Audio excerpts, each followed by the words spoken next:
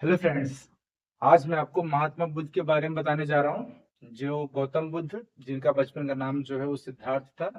किस तरीके से उन्होंने क्या है कि एक अपना जो राजपाट को छोड़ करके उन्होंने कैसे जो है अपने आप को उन्होंने एक आध्यात्मिक जीवन के अंदर लगाया। ठीक है। तो उनका एक इसके अंदर जीवन काल क्या था, जीवन के अंदर उन्होंने कौन कौन सी कठिनाइयों का सामना करना पड़ा उन्हें, और किस तरीके से उनका जो एक हृदय परिवर्तन हुआ, कैसे उनका जो है एक विचारधारा के अंदर उन्नति कैसे हुई उनकी, और कैसे उनके जो जीवन का एक क्या ऐसा कारण था कि जिन्हें आज उनको पूरी दुनिया याद करती है। ठीक है दोस्तों, चलो नमस्कार दोस्तों। आज मैं आपको गौतम बुद्ध के बारे में बताने जा रहा हूँ, किस तरीके से उन्होंने जो है अपने शासन काल में कैसे अपने आप को जो है एक इन्होंने आध्यात्मिक विचारधारा के अंदर अपनाया। ठीक है, तो आज हम इनके बारे में बात करने जा रहे हैं। सबसे पहले तो इनका जो बचपन का नाम था, वो इनका नाम था सिद्धार्थ। ठीक है। और जो इनका जन्म हुआ था, वो हुआ था 563 बीसी, मतलब ये ईसा पूर्व 563 ईसा पूर्व में इनका जन्म हुआ था। और ये कहाँ के थे? लुम्बिनी, नेपाल में एक जगह है। नेपाल में, नेपाल का जगह का नाम है, छोटा सा एक एरिया लगता है, वहां पर ये लुम्बिनी जगह है। लुम्बिनी। ठीक है। ये लुम्बिनी वहां पे जगह है। और इनके जो पिता थे, इनके पिता का नाम क्या था? ये शुद्धोधन।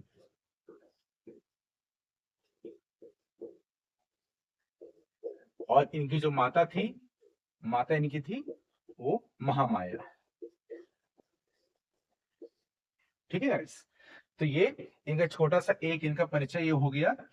तो और इनके जो पिताजी थे, वो कौन थे? जो इनके पिताजी ये सुद्योधन थे, ये शाक्त कबीले के प्रमुख थे, मतलब एक मुखिया थे उनके, वो मतलब एक राजा थे। और इनकी जो पत्नी थी, पत्नी का नाम क्या था इनकी? यशोधरा।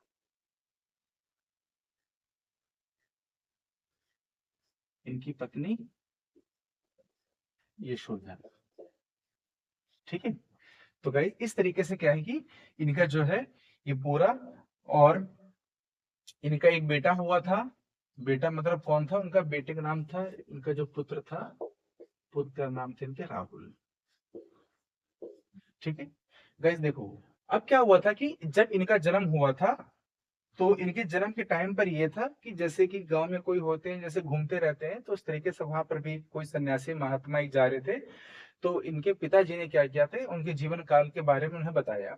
ठीक है। कि इनका जो भविष्य में की जो बालक है, ये क्या करेगा। तो उसने जो एक भविष्यवाणी की थी इनके लिए, वो ये कहा था कि या तो आपका जो पुत्र है वो आगे चल करके बहुत बड़ा सन्यासी बनेगा, और या तो ये आगे चल करके एक बहुत बड़ा चक्रवर्ती राजा बनेगा। ठीक है। तो अब जो राजा का पुत्र है शाक्य कबीले, जैसे मैंने आपको बताया, तो अगर राजा है तो राजा का बेटा क्या चाहेगा कि राजे बने। ठीक है। तो इस तरीके से क्या हुआ, जब सन्यासी उन्होंने सोचा, तो उन्होंने ये देखा कि जो सन्यासी विचारधारा होती है, आध्यात्मिक विचारधारा होती है।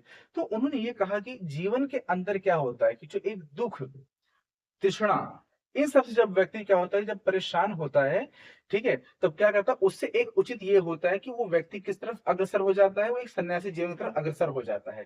तो इनके पिताजी ने भी ठीक यही समझा था कि इनका भी जो होगा जीवन काल कैसे एक अच्छे खासे राजपाट के बारे में चले। और ठीक है। और इनके पास जितनी भी संपत्ति थी, उन संपत्ति जितना भी इनका जो है वहां से कर इकट्ठा होता था, मतलब रेवेन्यू जितना इकट्ठा होता था सभी लोगों से, ठीक है, वहां से इनको रेवेन्यू इकट्ठा हो, और बाकी इनका जीवन जो है लगातार ऐसे एक राजा के शासन काल के अंदर चलता रहा है। ठीक है। लेकिन क्या है कि नियति को कुछ और ही मंजूर था। ठीक है। तो इन्होंने क्या किया था, एक साम्राज्य को अपने छोड़ करके, ठीक है, इन्होंने क्या किया कि अपना एक जो सन्यासी जीवन को अपनाया।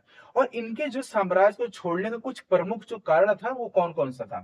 ठीक है। कि जैसे ही देखो, ये बचपन से ही क्या था कि इन्हें जो थे ये, कि बचपन से एक ऐसी विचारधारा इनके अंदर थी कि जो एक किसी के भी प्रति, मतलब कि ये एक बहुत जल्दी भावुक हो जाते थे।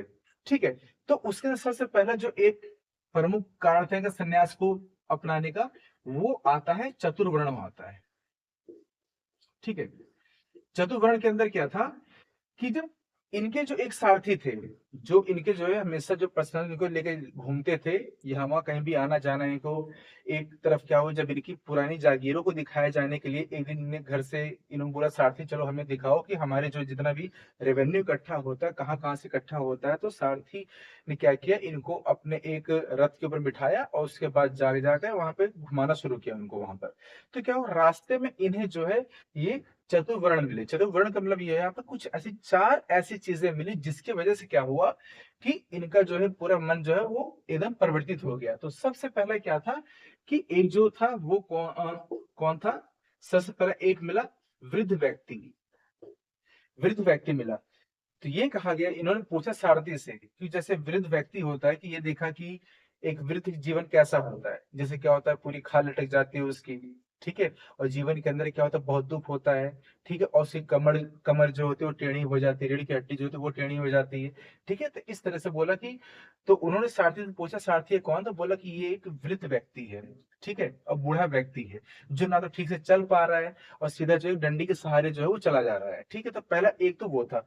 और फिर उसके बाद क्या हुआ कि एक दूसरा मिला रोगी व्यक्ति, एक रोगी व्यक्ति मिला, ठीक है। रोगी व्यक्ति मतलब क्या, वो भी दुख से परेशान, वो भी उसके आसपास देखा उन्होंने कि उसके परिवार के लोग उसे घेरे खड़े हुए। तो साथी से पूछा ये क्या है, तो उन्होंने बोला कि ये एक रोगी व्यक्ति है जो क्या करता है कि अपना मतलब कि, बोला ये रोग कैसे होता है, बोला कि ये प्रकृति की एक नियति का एक देन होती है, ठीक है, जिस तरीके से हो जाता है। या फिर एक जैसे आपको पता है ना कि एक रोग कभी भी हो सकता है, ठीक है, जैसे आज तो समय में चलता है ना वायरल डिजीज कई सारी चलती है और वायरस चलता है ये सब, तो किसी तरह से भी वो हो जाता है। तो एक रोगी व्यक्ति मिला। फिर उसके बाद जो अगला मिला वो क्या हुआ कि कुछ लोग क्या हुआ था अर्थी को लेकर के जा रहे थे, ठीक है, जैसे कि होते प्रक्रिया होती है एक संस्कार की, ठीक है, व्यक्ति के जीवन काल जब पूरा हो जाता है तो व्यक्ति क्या करता है, एक मृत्यु शैया पर चला जाता है, ठीक है। तो उसी तरीके से फिर क्या हुआ, एक मृत व्यक्ति मिला। अब मृत व्यक्ति को देख करके उन्होंने बोला ये क्या है, बोला कि ये क्या है कि जीवन सबका ये होता है, ठीक है, और सबके जीवन काल में ये एक अवसर आता है, ठीक है, उस अवसर के तहत क्या होता है सबको इसको अपनाना पड़ता है। बोला कि क्या मतलब, बोला कि ये क्या होता है हर एक व्यक्ति, तुम्हारा भी और मेरा भी एक ऐसा टाइम आएगा जिस दिन क्या होगा हम सभी लोग अपना जो है इस शरीर को त्याग करके, ठीक है, और क्या होगा आत्मा हमारे हमारे शरीर से निकल जाएगी और ये शरीर जो होगा हमारा ऐसे कैसे रह जाएगा, ठीक है। तो बोला ये है। तो इन्होंने एक्साइटमेंट होकर पूछा, बोला ये भी हमारे साथ होगा, हमारे परिवार के साथ भी ये सब होगा और क्या मेरे पिताजी के भी साथ होगा। तो इनके सबसे जो करीबी थे वो कौन थे, इनके पिताजी थे, ठीक है। तो इसलिए बोला कि हाँ, अब तो ये क्या करते हैं अपने पिता की बहुत ज्यादा चिंता करते रहते थे। तो ये देखा कि इन्होंने एक मृत व्यक्ति मिला, ठीक है। और उसके बाद क्या हुआ कि जब इन सभी चीजों को देख करके, इन तीनों चीजों से बहुत ज्यादा दुखी हो करके फिर इन्हें लास्ट में एक व्यक्ति कौन मिलता है, एक मिलता है सन्यासी, ठीक है। फिर इन्होंने पूछा सारथी से, बोला सारथी ये कौन है, बोला ये सभी दुखों से जो है बहुत दूर है, ठीक है। ये एक सबसे जीवन के अंदर अगर कोई सुख है इसके अंदर, या कोई सुख क्या कोई कुछ भी नहीं इसके अंदर है, ठीक है, ना तो किसी के लिए दर्द है, ना तो परिवार की मोह माया है, ना तो कोई तृष्णा इसके अंदर बसी हुई है, ऐसा कुछ भी नहीं है, ना कोई भोग है ना कुछ नहीं है, बस इसको जो मिल गया वो खा लिया, ठीक है। बोले ये सन्यासी है। तब इन्होंने क्या हुआ कि देखो वही बचपन की भविष्यवाणी क्या हुआ आगे चल के अब यहाँ पे जो है साबित होने जा रही थी, ठीक है। तब इन्होंने इसको देखा कि सन्यासी का रूप जो है सबसे ज्यादा एक अच्छा खासा है, ठीक है, जो स्वतंत्र है पूरे जीवन से, ठीक है, हर एक मुक्ति मार्ग से एकदम परिचित है, ठीक है। इसलिए क्या हुआ सन्यास जीवन को ही अपनाना एक इनका जो पूरा एक फिर धर्म बना लिया इन्होंने। फिर आगे चल करके इन्होंने क्या किया, सन्यासी जीवन को ही अपना लिया। फिर इन्होंने गाइस क्या किया कि अब उसके बाद आता है सेकंड, आता है ये पॉइंट है इनका, ये है महाभिनिष्क्रमण। महाभिनिष्क्रमण,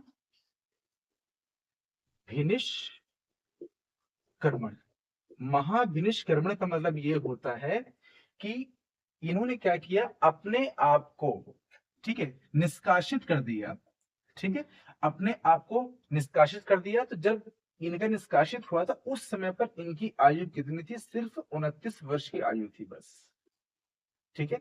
29 वर्ष की आयु के अंदर क्या हुआ, रात के समय में इन्होंने अपनी जो पत्नी थी, यशोधरा और अपने पुत्र राहुल को उन्होंने सोता हुआ घर में छोड़, अपने महल में छोड़ करके, और उसके बाद क्या हुआ, अपने सारथी को बोला और रात के अंधेरे में ही उन्होंने सारथी के कहने पर ये जाकर निकल पड़े।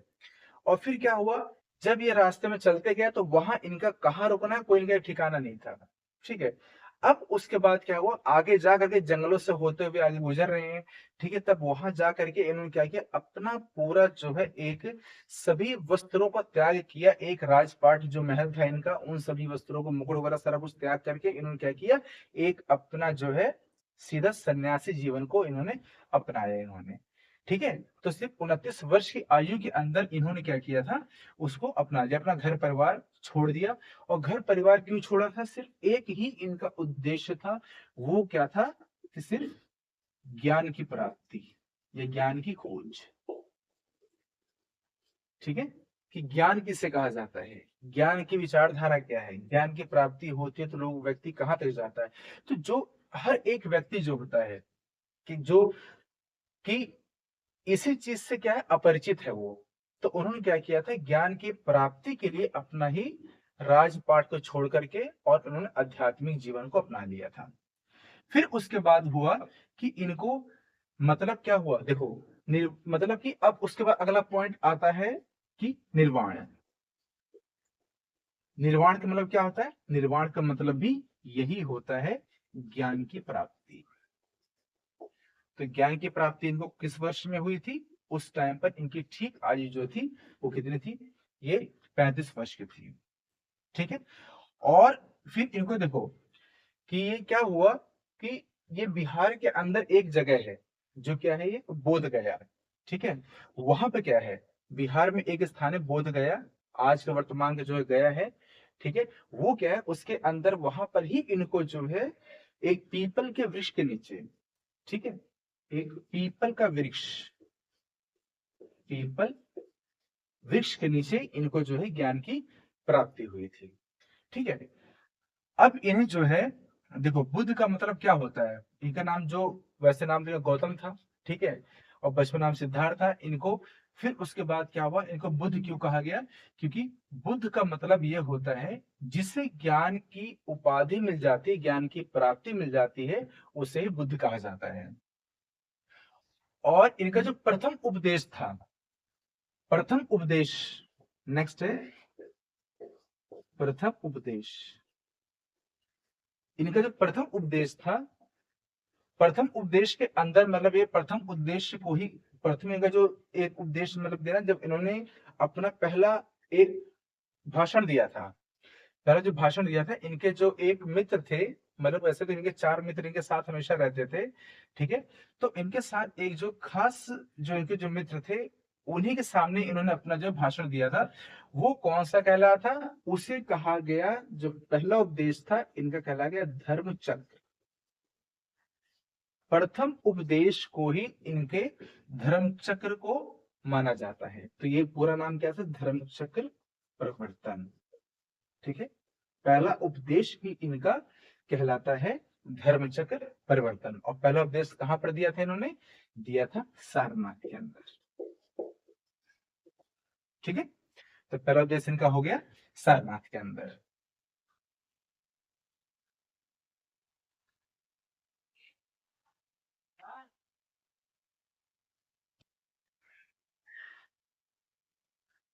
फिर उन्होंने बताया कि वो जो 4 आर्य सत्य होते हैं, तो ये शिष्यों को 4 आर्य सत्य और अष्टांगिक मार्ग का उपदेश दिया था उन्होंने। इसी में कौन सा, अष्टांगिक मार्ग।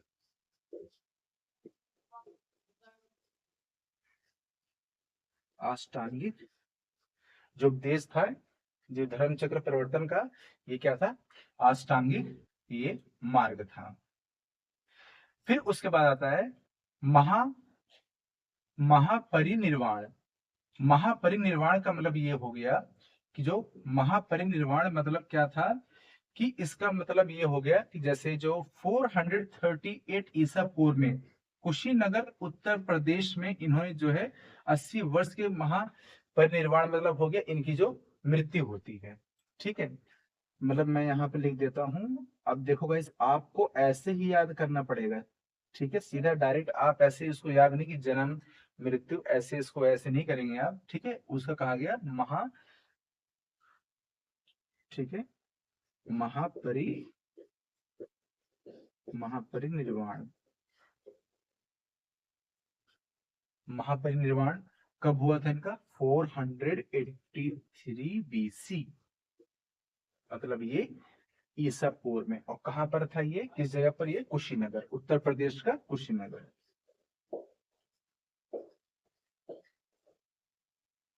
उत्तर प्रदेश कुशीनगर, ठीक है। तो 483।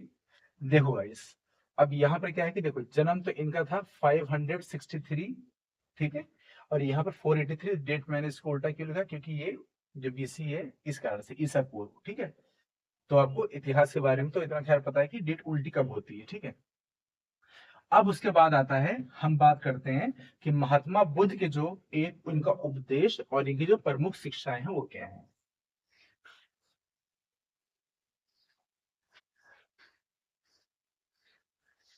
तो गाइस इस तरह से इसको सारे पॉइंट को आप लिख लीजिएगा, ठीक है। आपके एग्जाम में सारी चीजें बहुत इंपॉर्टेंट हैं, कोई भी कैसे भी क्वेश्चन आ सकता है इनसे रिलेटेड, ठीक है। तो नेक्स्ट आता है, अब करते हैं महात्मा बुद्ध के उपदेश और शिक्षाएं,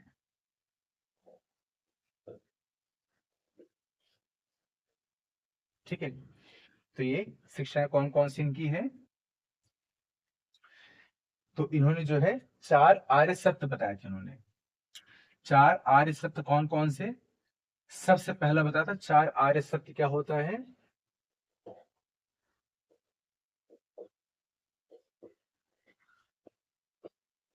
आर्य सत्य में आता है सबसे पहला, एक जैसे व्यक्ति होता है, तो व्यक्ति देखो, जीवन क्या है व्यक्ति का, जैसे जीवन व्यक्ति लेता है और थोड़ा सा जैसे ही अपनी एक स्टेज पार करता है टीनेज, जैसे उसके बाद थोड़ा आगे बढ़ता है, तो सबसे पहला जो उसका मित्र बनता है, पहला कौन होता है? दुख होता है। ये क्या होता है? दुख व्यक्ति का सबसे सच्चा मित्र माना जाता है हमेशा, ठीक है। आप लोग ऐसे अपने भी लाइफ में आप देखिए, तो सबसे अच्छा दोस्त आप लोग अपने नेबर को बोलते हो, लेकिन वो आपका अच्छा दोस्त नहीं है, आपके साथ जो बैठा हुआ अच्छा दोस्त नहीं है। जो हमेशा आपके साथ रहता है वो कौन होता है? वो दुख आपके पास होता है, ठीक है। एक दुख होता है, फिर उसके बाद आता है कि उसका कारण क्या होता है दुख, ठीक है। महात्मा बुद्ध ने इन्हीं चीजों को अपनाया था। बोला अगर व्यक्ति दुखी होता है तो दुखी होने के पीछे उसका एक कारण जरूर होगा, बिना कारण के कोई व्यक्ति दुखी नहीं होता है, ठीक है। फिर उसके बाद आता है, जैसे कि तीसरे पर आता है दुख को दूर करना या दुख को निरोध करना, ठीक है। दुख निवारण, दुख निवारण, उसको दुख को दूर करना, ठीक है। दुख दूर करने में फिर क्या आता है कि एक जो होता है कि एक इस तरीके से दुख को दूर करने के लिए एक ऐसा मार्ग अपनाया जा सकता है, उसे कहा जाता है अष्टांगिक मार्ग। अष्टांगिक मार्ग, वो अष्टांगिक मार्ग कौन कौन सा? अष्टांगिक मार्ग का मतलब ये होता है कि ऐसे कौन से एक 8 ऐसे उपाय हैं, ठीक है। जो ऐसे कौन से 8 उपाय हैं जिनसे क्या होता है? दुख दूर होता है, ठीक है। व्यक्ति क्या करता है? व्यक्ति हमेशा इन्हीं चीजों के पीछे भागता है, ठीक है। जैसे कि क्या सोचेगा कि आज हमें ये लेना है, आज हमें ये खरीदना है, आज हमें वो खरीदना है, ठीक है। और उसके बाद क्या करते हैं कि उस चीज को हम क्या करते हैं, अपने बजट के अकॉर्डिंग हम सोचते नहीं है, उसको ले लेते हैं, ठीक है। और उसके बाद में आगे उसको पछताते रहते हैं, ठीक है। तो सबसे पहला जो अष्टांगिक मार्ग के अंदर है, तो सबसे पहला है सम्यक दृष्टि। कौन सा है? एक सम्यक दृष्टि है।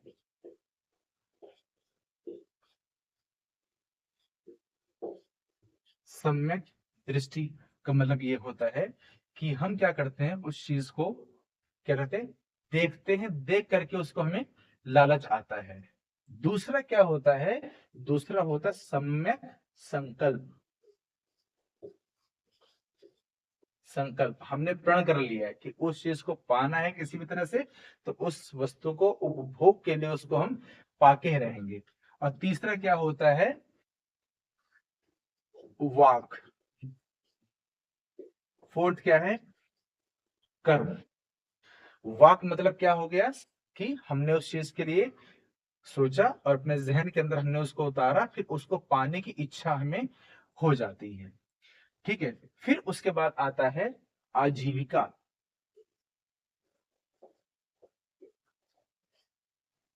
आजीविका मीन्स होता है कि रोजगार। ठीक है। कि इन सबको प्राप्त करने के लिए हम क्या करते हैं, काम की तलाश करते हैं और अपनी आजीविका को तलाशते हैं। ठीक है। जिससे हमारे क्या होते हैं, सारी इच्छाएं को हम पूरा कर सके। फिर व्यक्ति करता है, प्रयास करता है। फिर करता है कोशिश की, इन सभी चीजों को मैं प्राप्त करने के लिए जो मैंने आजीविका की है, अब मैं उसका प्रयास करूंगा। ठीक है। फिर उसके बाद आता है 7 नंबर पर आता है ये स्मृति। स्मृति इनकी प्राप्ति करता है। फिर लास्ट में व्यक्ति क्या होता है, एक सम्यक समाधि की तरफ चला जाता है।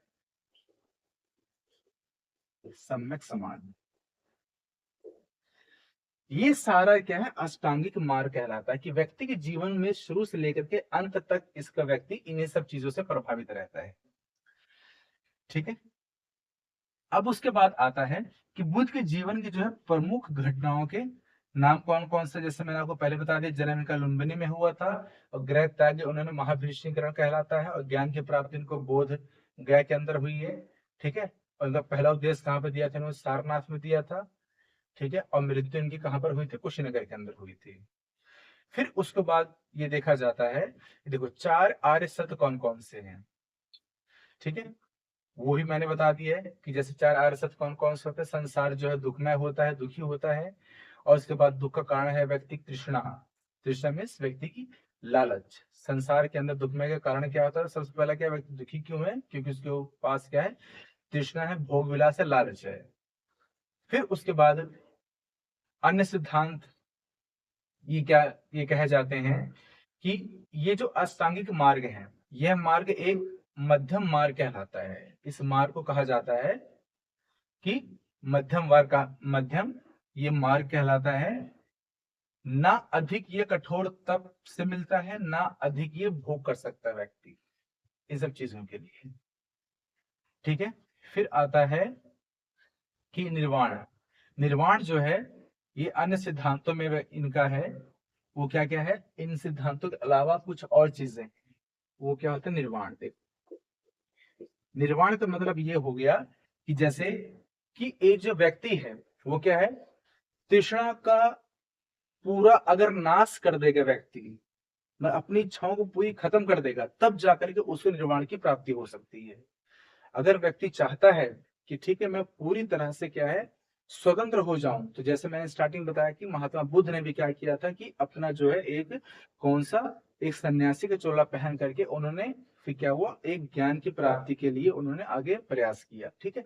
तो क्या वो निर्वाण अगर प्राप्ति करना है तो तृष्णा को भूलना पड़ेगा। तृष्णा मीन्स लालच, लोभ, ये सभी चीजें जो होती हैं क्या करती हैं, व्यक्ति को पूरी तरह से अंदर तक पूरे जीवन तक संघर्ष कराती हैं।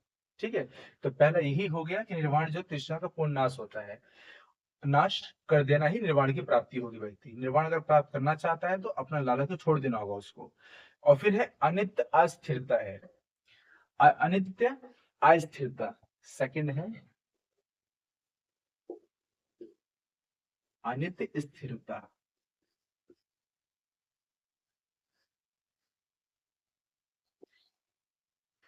अनित्य स्थिरता, इसका मतलब ये हो गया कि संसार की सभी वस्तुएं जो होती है परिवर्तनशील होती है। जैसे क्या है, परिवर्तन क्या है, एक सृष्टि का अटल नियम है।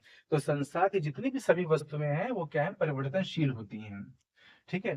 तो इसका ये मतलब होता है अनित्य स्थिरता। मतलब स्थिरता मतलब ये हो गया कि रुकना, और अनित्य मतलब हमेशा समय के साथ साथ बदलते रहना। ठीक है। कोई भी एक, जैसे एक समय काल भी होता है, मौसम है, ये सभी क्या होता है कि एक समय हमेशा एक जैसा नहीं रहता, हमेशा क्या होता है, समय क्या होता है, बदलता रहता है। ठीक है। फिर उसके बाद आता है अनात्मवाद। ठीक है। अनात्मवाद मतलब क्या होता है, जो आत्मा होती है, अनात्मवाद। अनात्मवाद का मतलब क्या होता है, जो आत्मा रहती है वो स्थायी आत्मा नहीं होती है। कैसे? कि क्या होता है, जैसे आत्मा में क्या है कि व्यक्ति के साथ क्या होता है, समय उसका ढलने पर वो आत्मा जाकर के नए शरीर के अंदर प्रवेश कर जाती है। तो क्या है कि ये भी क्या है कि ये कोई स्थायी एक आत्मा नहीं होती है। फिर उसके बाद आता है प्रतित्य समुत्पाद। जो प्रत्येक वस्तु, जो घटना का कारण जो होता है, परिणाम संबंध होता है, वो कहलाता है। वो प्रत्येक वस्तु क्या होती है, घटना का जो कारण होता है, उसके पीछे कोई भी घटना अगर घटती है तो उसका एक कारण प्रमुख होता है। फिर आता है मध्यमवाद। ठीक है, जीवन में ना तो मध्यम मार्ग क्या होता है, जीवन में ना अतिशय भोग होता है और ना कठोर तपस्या होती है। फिर कर्मवाद, मनुष्य अपने कर्मों का फल जो है स्वयं भोगता है। ठीक है, इसे कर्मवाद कहा जाता है। कर्मवाद, पता है ना कि जो व्यक्ति जैसे काम करेगा भविष्य में आगे चल करके उसको उसी प्रकार से दिक्कतें भी होंगी। ठीक है, तो वो कर्मवाद कहलाता है। फिर आता है उसके बाद पंच स्कंद होता है।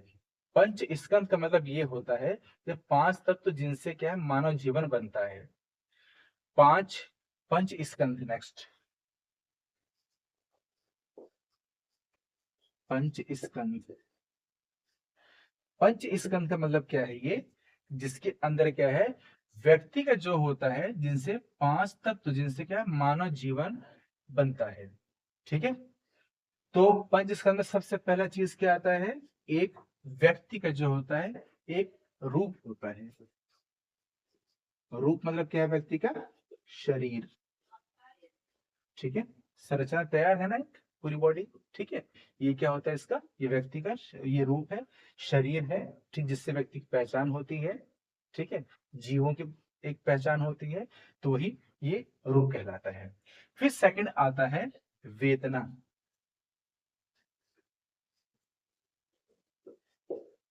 ठीक है, दूसरा पॉइंट आता है इसके अंदर वेदना। ठीक है, वेदना का मतलब ये होता है अनुभूति, उस चीज को व्यक्ति महसूस करता है। ठीक है, व्यक्ति उस चीज को महसूस करता है। फिर उसके बाद आता है संज्ञा। संज्ञा मतलब क्या हो गया, व्यक्ति जिससे फिर क्या होता है आगे चल के व्यक्ति का जो नामकरण किया जाता है। ठीक है, व्यक्ति का नाम रखा जाएगा, व्यक्ति जिस चीज से आइडेंटिटी मिलेगी। ठीक है, ठीक है, उसे संज्ञा कहा जाता है ना। आप लोगों ने पढ़ा संज्ञा किसे कहते हैं, जो व्यक्ति का नाम होता है, स्थान का नाम। ठीक है ना, तो उसकी जो आइडेंटिटी एक होती है वो संज्ञा कहलाती है। फिर आता है संस्कार। ठीक है, संस्कार जो आपके बिहेवियर हैं, जो आपकी जो आदतें हैबिट है, जो एक्शंस आपके होते हैं, वो यहाँ पर संस्कार कहा जाएगा उसको।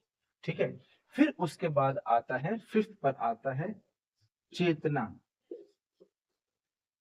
चेतना मीन्स होती है आपकी कॉन्शियसनेस, जो सोच होती है आपकी, वो चेतना कहलाती है। ठीक है, तो यहाँ पे पांच स्कंद माने गए जो, जिनसे क्या होता है पांच तत्व। ठीक है, जैसे हिंदू धर्म के अनुसार पांच तत्व कौन से, पृथ्वी अग्नि वायु जल आकाश। ठीक है, इनके अलावा जो महात्मा बुद्ध जो बताते हैं, जो पांच चीजें जिनसे शरीर व्यक्ति का बनता है, वो ये पांच चीजें हैं। ठीक है, ठीक है। अब उसके बाद हम करते हैं यहाँ पर सदस्यता क्या थी, कि जो संघ में जो व्यक्ति शामिल होते थे, जो इस धर्म के अंदर शामिल होते थे, उनकी सदस्यता कौन कौन लोगों को प्राप्त होती थी, किस किस प्रकार से वो लोग जो है प्राप्त करते थे। ठीक है, तो मतलब कैसे, कि जैसे भी जो भी व्यक्ति हैं। ठीक है, अब देखिए, एक किसी भी धर्म का जो व्यवहार होगा, ठीक है, वो निर्भर करता है उसको, जब व्यक्ति क्या करता है उन चीजों को अपनाता है। ठीक है, उन धर्म को अपनाएगा। जैसे संस्कार जो होता है, हर धर्म का एक अपना अलग अलग होता है, मान्यताएं अलग अलग होती हैं, रहन सहन सबका अलग अलग होता है। ठीक है, यहाँ तक कि खान पान भी अलग होता है। तो वो सभी क्या होगा, जो उस संघ का हिस्सा बनेगा, संघ मतलब पूरे यहाँ पर बौद्ध धर्म का एक जो पार्टिसिपेंट होंगे, जितने भी लोग उसको अपनाएंगे, जिसको भी जितने उसको लोग मानेंगे। ठीक है, तो उनकी जो सदस्यता किस प्रकार से होती थी, तो इसके अंदर देखो दो ही प्रकार के लोग होते थे।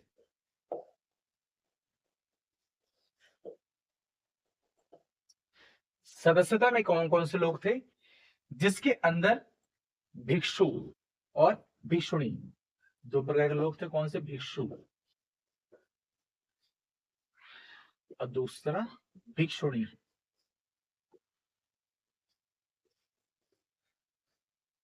भिक्षु वो लोग हो गए जो क्या मानते थे कि मतलब कि जो बौद्ध धर्म के अंदर वो ऐसे पुरुष होते थे जो बौद्ध धर्म को अपनाते थे, और भिक्षु कौन हो गई, जो स्त्रियां होती थी जो बौद्ध धर्म को अपनाती थी, वो सभी। अब उसके बाद जैसे इनकी संघ की जो स्थापना थी, संघ की स्थापना के लगभग 15 वर्ष के बाद जब इनका संघ बनाया गया था, तो लगभग 15 वर्ष के बाद में स्त्रियों को भी प्रवेश की अनुमति मिल गई। जैसे सदस्य इंग्लिश सदस्यता के अंदर क्या है, 15 साल के बाद स्त्रियों को अनुमति मिली, मतलब भीष्म बाद में उसके अंदर उन्होंने वो आई, और उससे पहले भीष्म थे उसके अंदर। ठीक है, अब उसके बाद संघ की स्थापना के अंदर ये हो गया, और संघ में देखो कि मतलब संघ में रोगी जो लोग थे, रोगी जैसे उनकी अनुमति नहीं थी, संघ में अनुमति नहीं थी। किन किसको, सबसे पहले जैसे रोगी, रोगी इसके अंदर आ जाता है, जैसे किसी भी प्रकार के जो रोगी थे, जैसे क्षय रोगी, ठीक है, क्षय मतलब क्या होता है, टीबी, जिसको ट्यूबरकुलोसिस है, उन लोगों को इसके अंदर आने की परमिशन नहीं थी। और उसके बाद आता है कुष्ठ रोगी, कुष्ठ रोगी तो मतलब ये होता है कौन, जो कोढ़ जिससे हो रखा है पूरे उस शरीर के अंदर, ठीक है, बड़े बड़े उनके फोड़े निकले हैं शरीर के ऊपर, उन लोगों को इस संघ के अंदर आने की अनुमति नहीं थी। ठीक है, और दास और अपराधी, ठीक है, रोगी, दास, और जिसने कोई अपराध किया है जीवन के अंदर, वो सभी इस संघ में उनको शामिल होने के लिए उनको परमिट नहीं दिया गया था। फिर उसके बाद और एक चीज खास बात ये थी इन संघ के अंदर, कि यहाँ पर किसी भी प्रकार के कोई जाति भेदभाव नहीं होता था, मतलब व्यक्ति किसी भी जाति का हो इस संघ को अपना सकता था।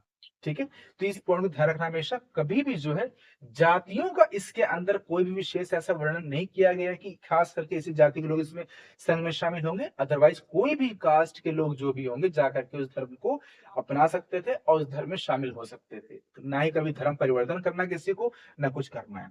ठीक है, इसकी सदस्यता के लिए भी कोई भी धर्म का व्यक्ति जा सकता था, ये खास बात थी इसके अंदर। अब उसका है संघ का उद्देश्य क्या था।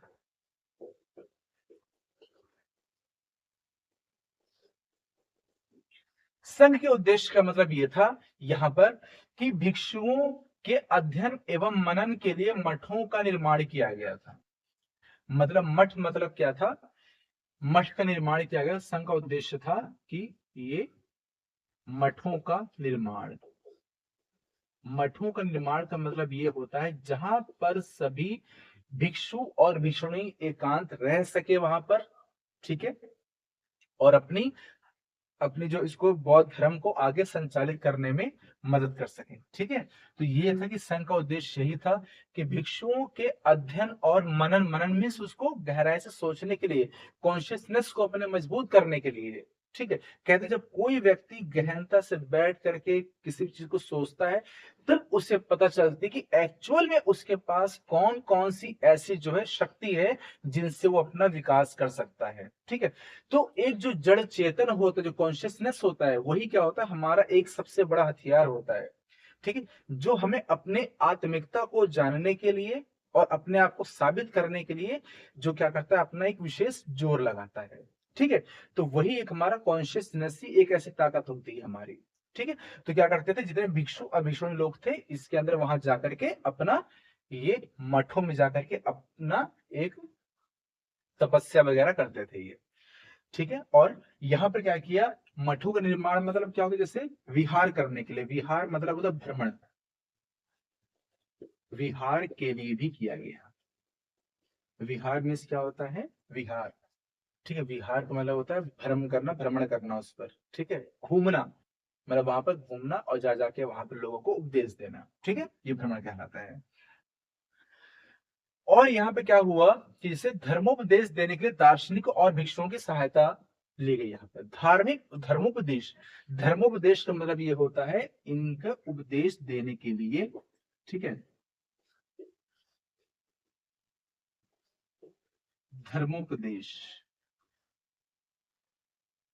ठीक है, धर्मोपदेश दिया गया कि मतलब क्या किया गया, दार्शनिकों और जो है भिक्षुओं की सहायता के लिए यहाँ पर, ठीक है, जितने भी थे दार्शनिक कौन थे, फिलोसफी जो करने वाले होते, फिलोसफी क्या होती है, जो अपने मन से एक विचार निकल के आते हैं उसे फिलोसफी कहा जाता है। और भिक्षुओं की सहायता से इन्हें क्या किया, आगे उसको प्रचार प्रसार किया गया ताकि बौद्ध धर्म को विश्व में आगे बढ़ाया जा सके। फिर उसके बाद है ये नियत व अनुशासन। इसके अंदर देखो कुछ नियत और अनुशासन थे। नियत और अनुशासन, अनुशासन का मतलब पता है आप लोगों को क्या होता है, डिसिप्लिन होता है, ठीक है।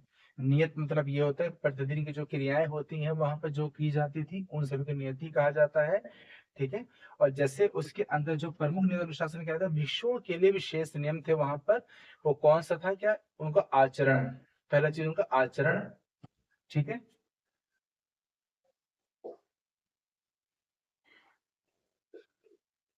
आचरण,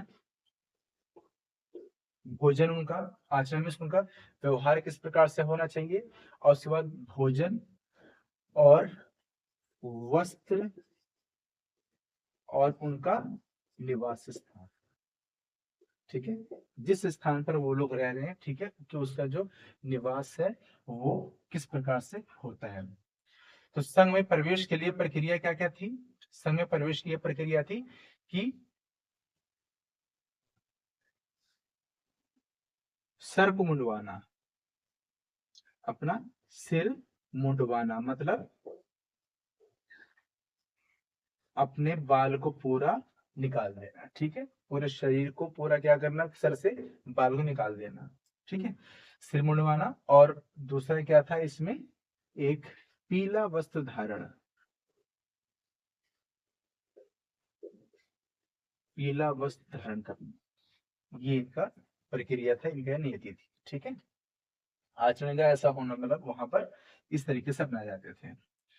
और फिर क्या था, त्रिरत्न, त्रिरत्न का मतलब ये होता है बुद्ध, धर्म और संघ के प्रति इनकी निष्ठा की घोषणा होनी चाहिए। तीन रत्न थे, तीन रत्न अगर आपसे पूछा जाता है बौद्ध धर्म के अंदर त्रिरत्न, तो क्या लिखेंगे, बुद्ध, ठीक है, बुद्ध है, धर्म है, और तीसरा कौन सा, संघ, जिसमें से भी लोग शामिल होते थे, ठीक है, बुद्ध, धर्म और संघ के प्रति इनका निष्ठा की घोषणा की इन्होंने।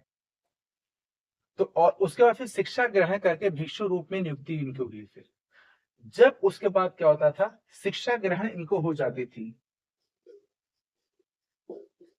शिक्षा ग्रहण करके ये क्या होते थे, फिर ये पूरा भिक्षु बन जाते थे, ठीक है, कि ये अब पूरी तरह से भिक्षु बन गया।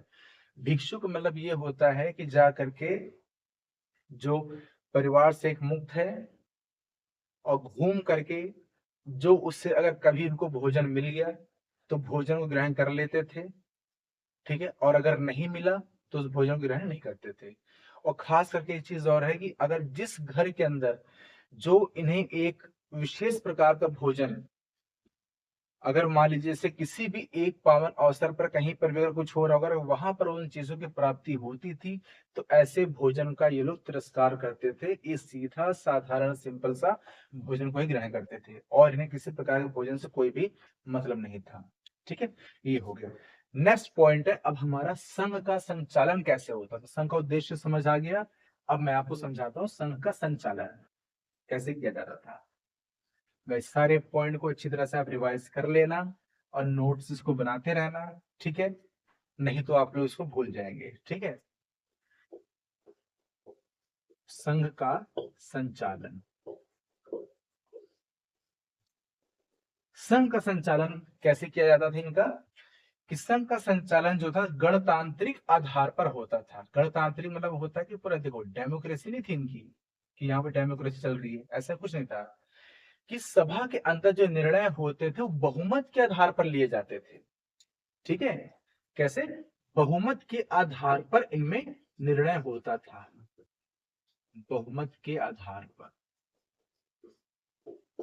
पर निर्णय, कि जैसे संघ संबंधित किसी कार्य को करना है और भिक्षा लेने जाना है, तो वहां पर भी क्या होता था, सबकी अपनी अपनी बारी होती थी और वहां पे एक मत कराया जाता था, लोग अपना बहुमत होता है, ठीक है, इस आधार पर इनका संचालन होता है। और किसी भी बैठक के अंदर कम से कम जो है 10 सदस्यों की उपलब्धि आवश्यक होती थी, जिन्हें क्या कहा जाता था, क्योरम कहा जाता था। हर एक के अंदर कितना था, कम से कम 10 सदस्यों की इनकी बैठक होती थी। बैठक को ही क्या कहा गया था, इनकी कोरम।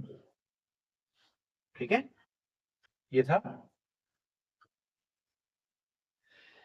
फिर संचालक अनुशासन बनाए रखने और दंड देने का अधिकार भी रखते थे। ये लोग जो थे, ठीक है, जो ये सदस्य होते थे, इन्हें, ताकि यहाँ पर एक मठ की गरिमा को बनाए रखने के लिए, मठ की गरिमा बनाए रखने के लिए भी यहाँ पे क्या होता था, जैसे किसी प्रकार से भी कोई अगर अपराध किया जाए तो उनको फिर क्या था, दंड का भी प्रावधान, दंड का प्रावधान। ये ऐसे था कि दंड का प्रावधान, जैसे कि मठों से संबंधित ही उनको जो ऐसे कार्य कराए जाते थे, तो जिन्हें क्या होता था, उस चीज का महसूस होता था कि हमने जो बहुत बड़ी गलती की हुई है, ठीक, वो था इनका। अब उसके बाद आते हैं यहाँ का भिक्षुओं का जीवन कैसा था इनका, ठीक है, कि भिक्षु वहां पे जीवन कैसा व्यतीत करते थे, ठीक है, कि भिक्षुओं का जीवन जो था वो किस प्रकार से था।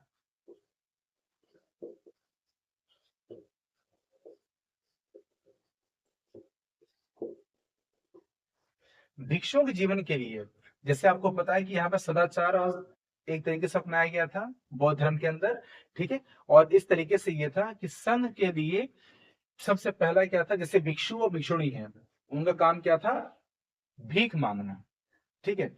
संघ का संचालन ही ऐसे होता था कि भिक्षा प्राप्त करके जो मिला उनको भोजन, उसी भोजन को क्या करते थे, ग्रहण करना और उसके बाद में इस तरीके से उसको अपनाना। तो ये कहला, ये पूरी तरह से ये एक ऐसा जीवन था जो पूरा कैसा था, भीख मांग करके अपने पूरी आजीविका को चलाना, और जीवन पूरा इनका अनुशासन पर आधारित था।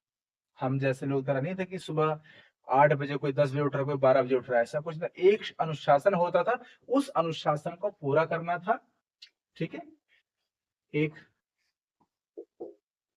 अनुशासन था पूरा वहां पर, ठीक है, अनुशासन को अपनाना। और दूसरा था भिक्षा प्राप्ति करके जीविका चलाना, भिक्षा प्राप्ति और जीविका चलाना, ठीक है, भिक्षा प्राप्ति करके जीविका को चलाना होता था। फिर उसके बाद था, संघ के बाहर अन्य कोई संपत्ति वस्तु रखने का अधिकार नहीं था। मतलब इनके पास जो अपने पास धारण करने के लिए वस्त्र है, जो वस्त्र उन्होंने धारण किया हुआ है, इसके अलावा किसी भी टाइप का कोई वस्तु या अर्थात मतलब कोई संपत्ति अर्जित नहीं कर सकते थे। ये कोई भी प्रॉपर्टी किसी भी टाइप की, किसी तरह की प्रॉपर्टी को ये अपना अर्जित नहीं कर सकते थे, ठीक है। तो संपत्ति को अर्जित करने का भी इन्हें अधिकार नहीं था, संपत्ति को अर्जित ना करना, कि जब इन्होंने पूरा परिवार त्याग दिया है तो संपत्ति किसके लिए अर्जित करेंगे, ठीक है। इस तरह से संपत्ति ने अर्जित करने का अधिकार कोई भी नहीं था। और एक जो मेन खास बात ये थी इनके अंदर कि ये अनुशासन को और भाईचारा, भाईचारा मतलब कि पूरा एक जैसे सभी लोगों को एक समान समझना वहां पर, ठीक है, भाईचारा और समानता पर बल देना, भाईचारा और समानता,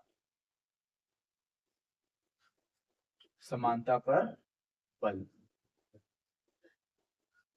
देना, ठीक है। तो ये था आपका आज ये जो महात्मा बुद्ध हैं, जो गौतम बुद्ध है, उनके जीवन के बारे में और उनके संघ के बारे में क्या क्या था। तो इन चीजों को आप क्या करना, नोट डाउन कर लेना। Thank you. बाकी नेक्स्ट हम करते हैं आगे वीडियो में।